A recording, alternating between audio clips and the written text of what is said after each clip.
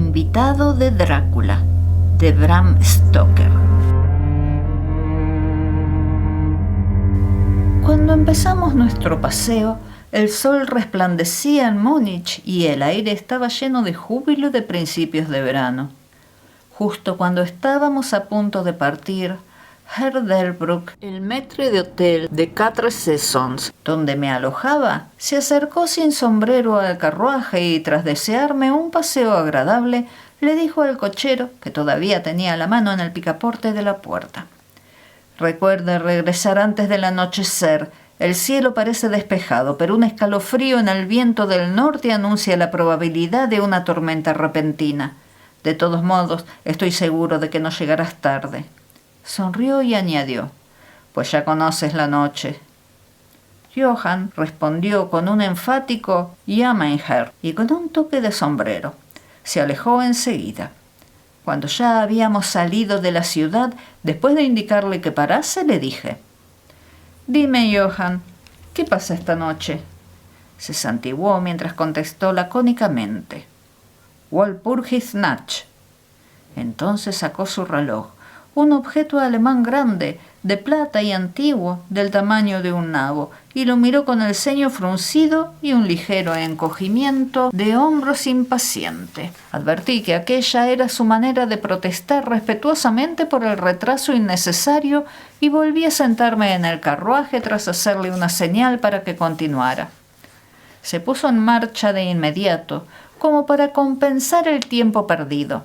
De vez en cuando los caballos parecían levantar la cabeza y olfatear el aire con recelo. En esos momentos miraba a mi alrededor alarmado. Aquel camino era bastante inhóspito, pues estábamos atravesando una especie de altiplano azotado por el viento. Mientras avanzábamos, vi un camino que parecía poco transitado y se adentraba en un pequeño valle sinuoso. Era tan tentador que, aun a riesgo de molestarle, ordené a Johann que parara, y al detenerse le dije que quería ir en aquella dirección. Puso toda clase de excusas y se santiguaba con frecuencia mientras hablaba, cosa que en cierto modo suscitó mi curiosidad, así que le hice varias preguntas. El cochero respondió con evasivas y miró repetidas veces al reloj en señal de protesta. «Bueno, Johann», dije finalmente, «quiero ir por ese camino. No te pediré que lo sigas si no quieres, pero sí te pido que me digas por qué no quieres ir». Como respuesta, saltó del pescante directo al suelo. Luego extendió las manos hacia mí en forma de súplica y me imploró no ir. Mezcló el inglés con el alemán lo suficiente como para que yo lo pudiera entender. Parecía estar siempre a punto de decirme algo, cuya simple idea sin duda le asustaba. Pero cada vez se contenía y decía santiguándose: «Walpurgisnacht». Traté de razonar con él, pero era difícil hablar con un hombre cuya lengua no conocía. Sin duda él tenía ventaja, puesto que, aunque empezara a hablar en inglés, un inglés burdo y muy malo, terminaba poniéndose nervioso y volvía a su lengua materna, y cada vez que lo hacía consultaba el reloj. Entonces los caballos se inquietaron y olfatearon el aire. Ante eso, palideció y miró a su alrededor aterrado.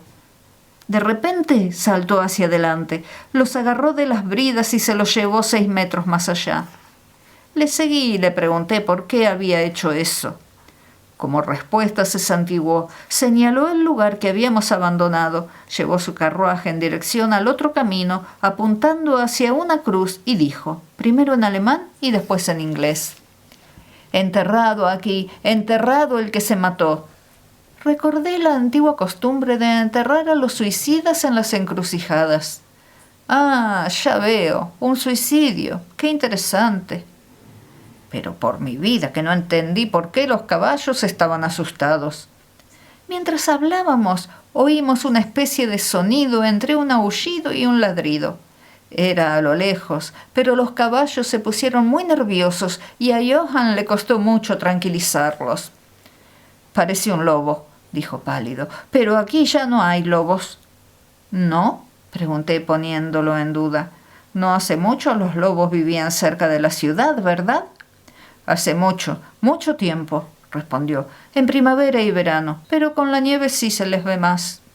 Mientras acariciaba a los caballos e intentaba apaciguarlos, unas nubes oscuras surcaron el cielo rápidamente. La luz del sol desapareció y un soplo de viento frío pareció cernirse sobre nosotros. Pero tan solo era un soplo y parecía más una advertencia que un hecho, pues el sol volvió a resplandecer. Johann miró al horizonte bajo su mano alzada y dijo: «Tormenta de nieve viene pronto». Después volvió a mirar el reloj y enseguida, sujetando las riendas con firmeza, ya que los caballos continuaban piafando y agitando la cabeza, se subió al pescante como si hubiera llegado el momento de reanudar nuestro camino. Yo, en cambio, estaba algo obstinado y no subí de inmediato al carruaje. «Háblame del lugar al que se va por ahí», dije señalando. Se santiguó otra vez y masculló una oración antes de contestar. «Es impío». «¿Qué es impío?», inquirí. «El pueblo». «¿Entonces hay un pueblo?». «No, nadie vive allí desde hace 100 años». Me picó la curiosidad. «Pero has dicho que había un pueblo». «Había». «¿Dónde está ahora?». A continuación se puso a contar una larga historia en alemán e inglés, tan mezclado que no pude entender del todo lo que decía.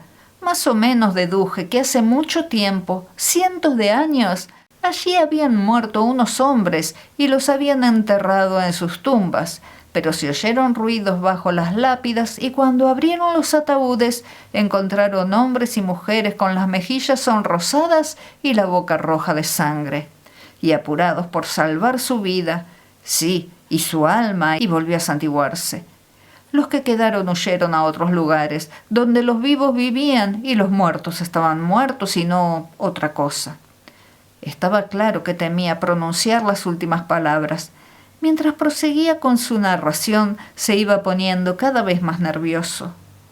Parecía que su imaginación se había apoderado de él y terminó en un paroxismo de terror total, pálido, sudado, temblando y mirando a su alrededor como si esperase que una espantosa presencia se manifestara allí mismo, a plena luz del sol, a campo abierto. Finalmente, sufriendo por la desesperación, gritó «Walpurgis, Nach», y señaló el carruaje para que me subiera. Toda mi sangre inglesa hirvió ante eso y apartándome dije: «Tienes miedo, Johann, tienes miedo. Vete a casa, yo regresaré solo. El paseo me vendrá bien». La puerta del carruaje estaba abierta. Tomé del asiento de roble mi bastón, que siempre llevaba conmigo en mis excursiones vacacionales, y cerré la puerta. Y señalé hacia Múnich antes de repetir: «Vete a casa, Johann. Walpurgis Nach no afecta a los ingleses». Los caballos estaban ahora más nerviosos que nunca, y Johann intentaba contenerlos mientras me imploraba con impaciencia que no hiciera tal tontería. Sentí lástima por el pobre hombre que se lo tomaba tan en serio, pero aún así no pude evitar reírme. Ya no hablaba inglés. Presa de su angustia, se le había olvidado que la única forma de que le comprendiera era hablando mi idioma. Así que parloteaba en su alemán nativo. Comenzaba a ser un poco tedioso, y tras indicarle de nuevo que se marchara a casa, me di la vuelta para atravesar la encrucijada en dirección al valle. Con un gesto desesperado, Johann dirigió los caballos hacia Múnich. Me apoyé en mi bastón y lo miré. Durante un rato avanzó lentamente por el camino y entonces apareció en la cima de la colina un hombre alto y delgado. Podía distinguirlo a distancia. Cuando se acercó a los caballos empezaron a encabritarse y cocear y después a relinchar de terror. Johann no pudo sujetarlos y se desbocaron camino abajo corriendo enloquecidos. Los perdí de vista y luego busqué al desconocido, pero descubrí que él también había desaparecido. Con buen ánimo tomé el camino lateral que atravesaba el valle, cada vez más profundo, al que Johann se había opuesto, pero, por lo que veía, no existía el más mínimo motivo para dicha objeción, y me atrevería a decir que caminé durante un par de horas sin pensar en el tiempo ni en la distancia, y desde luego sin ver ni una persona ni una casa. Aquel lugar era la desolación misma. Sin embargo, no me percaté de ello hasta que al doblar un recodo del camino llegué al disperso lindero de un bosque. Entonces me di cuenta de que la desolación de la zona por la que había pasado me había impresionado inconscientemente. Me senté a descansar y miré a mi alrededor. Me sorprendió que hacía mucho más frío que cuando emprendí mi caminata. Parecía haber una especie de suspiro en torno a mí de vez en cuando, y en lo alto una especie de rugido apagado. Al mirar hacia arriba, advertí unas nubes grandes y densas que se movían rápido en el cielo, de norte a sur, a gran altura. Había indicios de que se avecinaba una tormenta en algún estrato elevado del aire. Tenía un poco de frío, y al pensar que se debía al hecho de haberme quedado quieto, sentado después del paseo, retomé la marcha. El terreno por el que pasé entonces era mucho más pintoresco. No había nada llamativo que destacara en concreto, pero todo era de una encantadora belleza. No tuve muy en cuenta el tiempo, y hasta que el ocaso se me echó encima, no comencé a pensar en cómo encontraría el camino de regreso a casa. El aire era frío y el movimiento de las nubes en lo alto ahora era más marcado. Iban acompañadas por un lejano sonido de paso apresurado, por el que parecía oírse a intervalos aquel aullido misterioso que el cochero había dicho que prevenía de un lobo. Por un momento vacilé. Me había propuesto ver el pueblo abandonado, así que continué y enseguida me tomé con un amplio tramo de campo abierto, rodeado de colinas. Las laderas estaban cubiertas de árboles que se esparcían hasta la llanura, salpicando las pendientes menos empinadas y las hondonadas que aparecían aquí y allá. Seguí con la mirada el camino sinuoso y vi que giraba cerca de uno de los grupos de árboles más espesos y se perdía tras él. Mientras observaba, llegó una ráfaga de aire frío y la nieve comenzó a caer.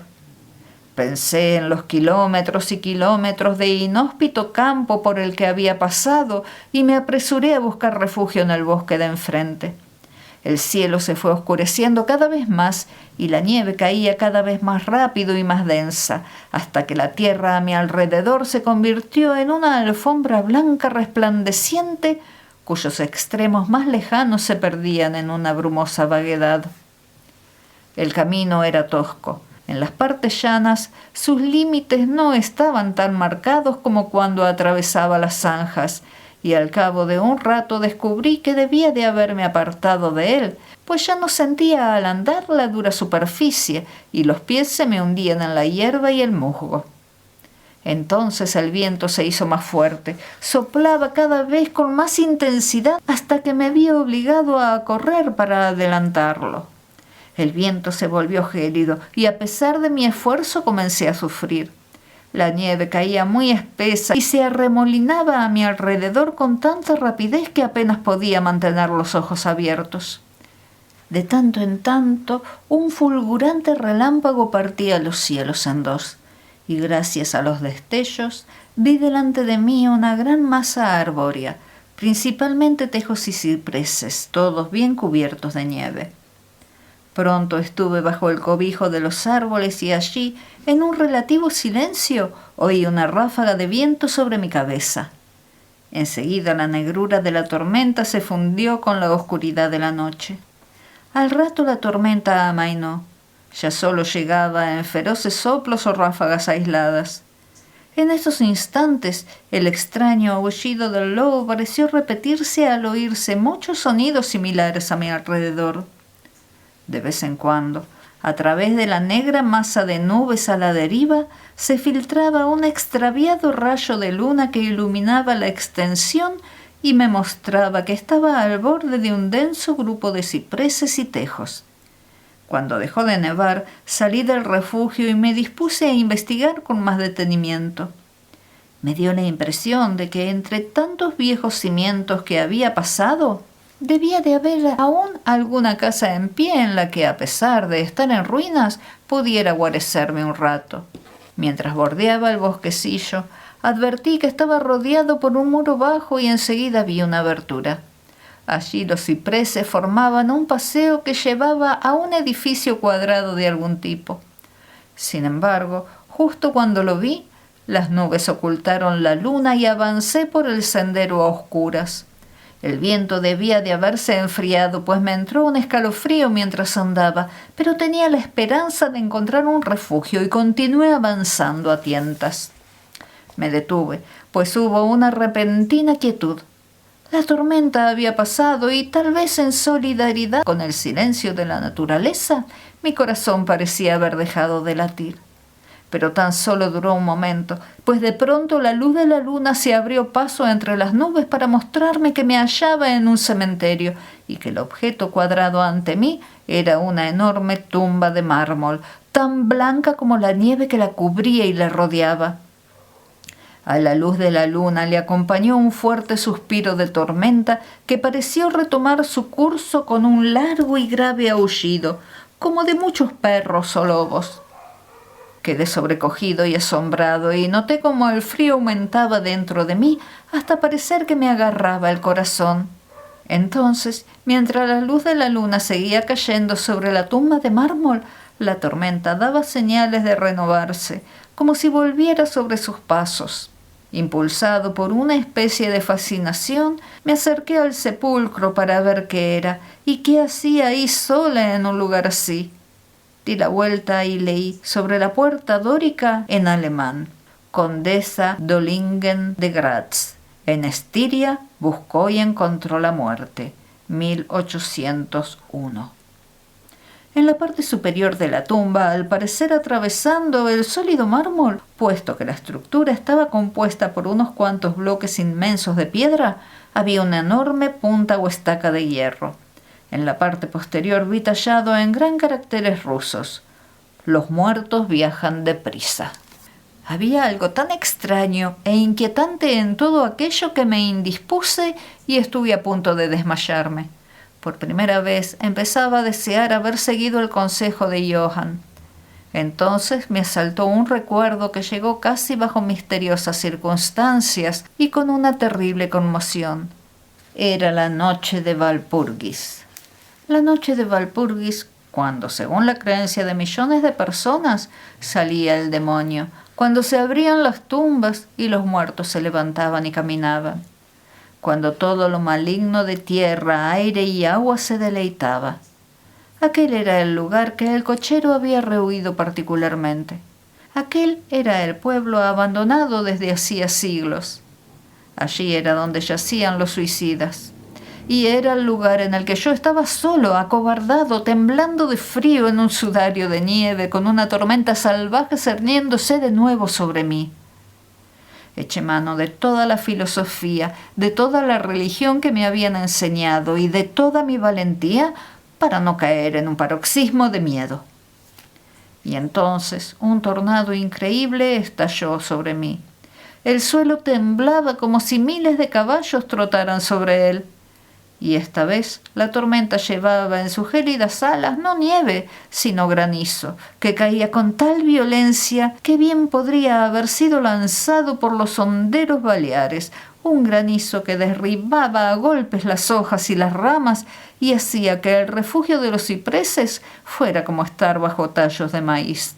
Al principio corrí hacia el árbol más cercano, pero enseguida lo abandoné y busqué el único sitio que parecía ofrecer resguardo: el profundo pórtico dórico de la tumba de mármol. Allí, agazapado contra la enorme puerta de bronce, conseguí cierta protección de los golpes del granizo, pues en ese instante solo me alcanzaba el que rebotaba del suelo y el lateral del mármol. Cuando me apoyé en la puerta, se movió un poco y se abrió hacia adentro.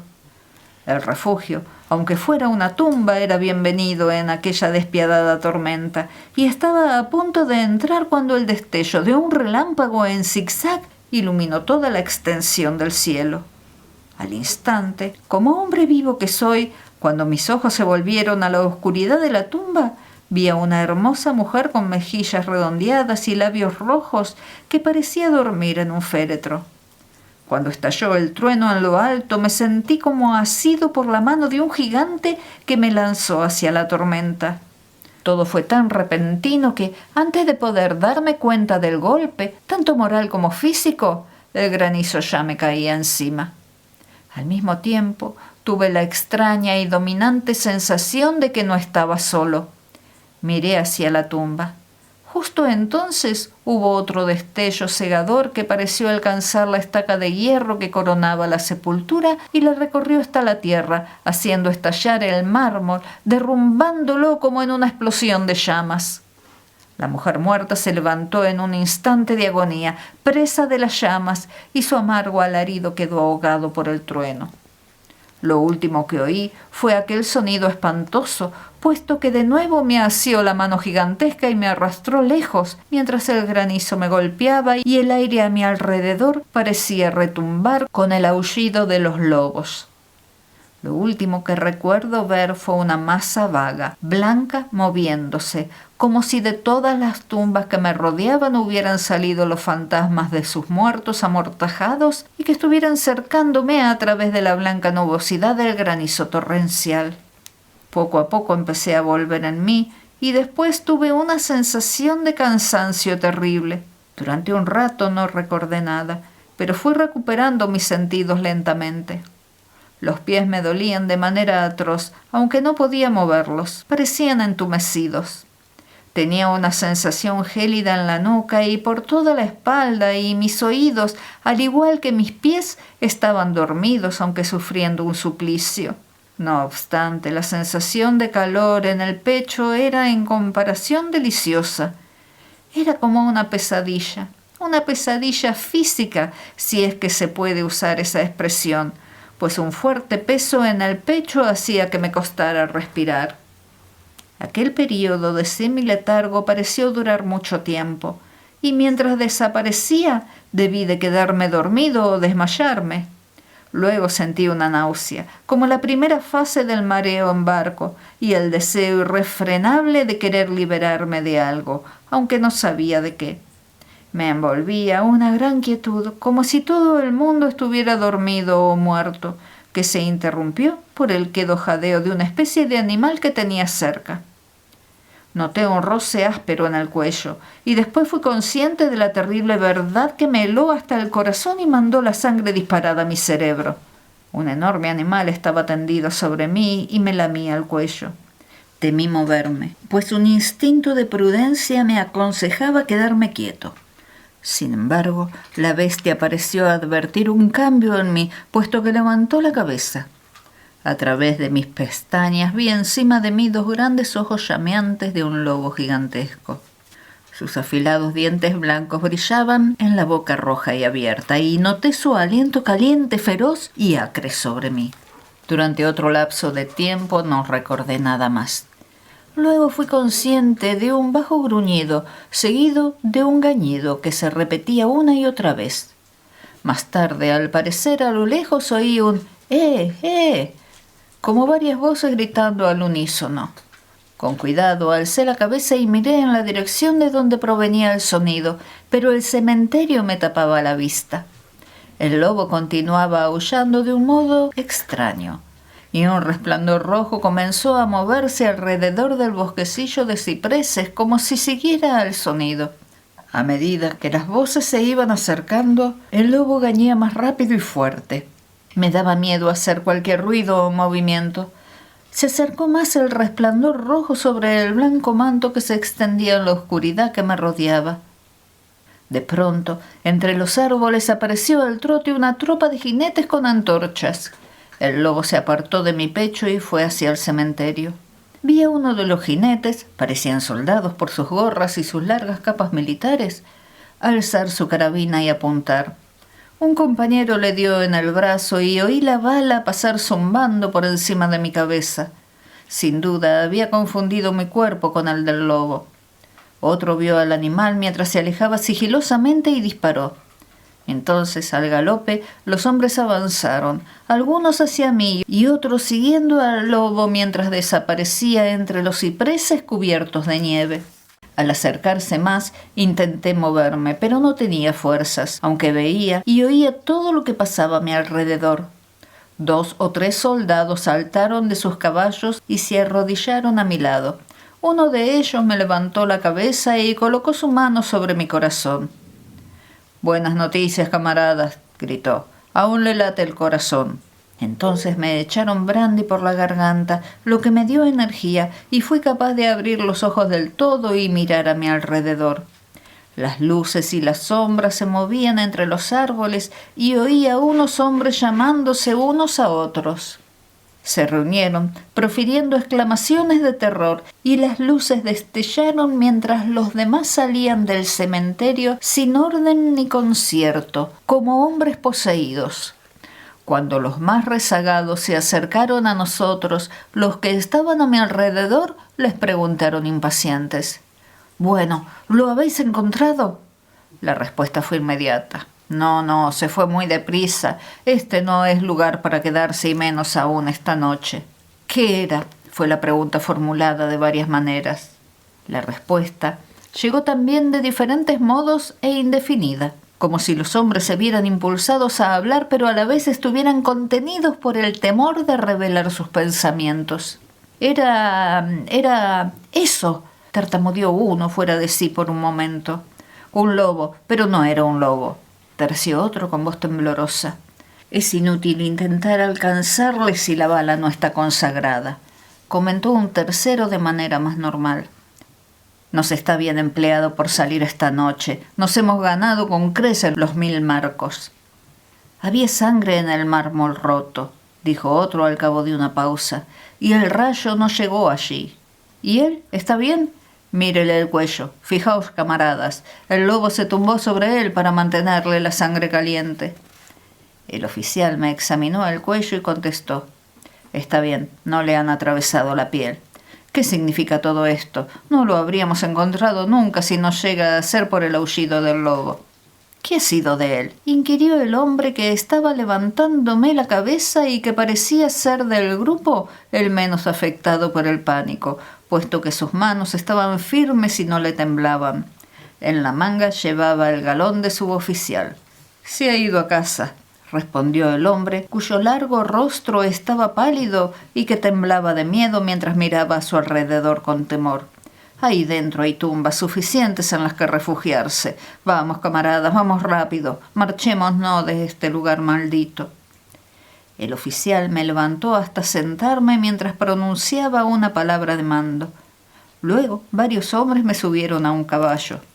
Él saltó a la silla detrás de mí, me sujetó con los brazos y dio la orden de avanzar. Y apartando nuestros rostros de los cipreses, nos alejamos cabalgando en una rápida formación militar.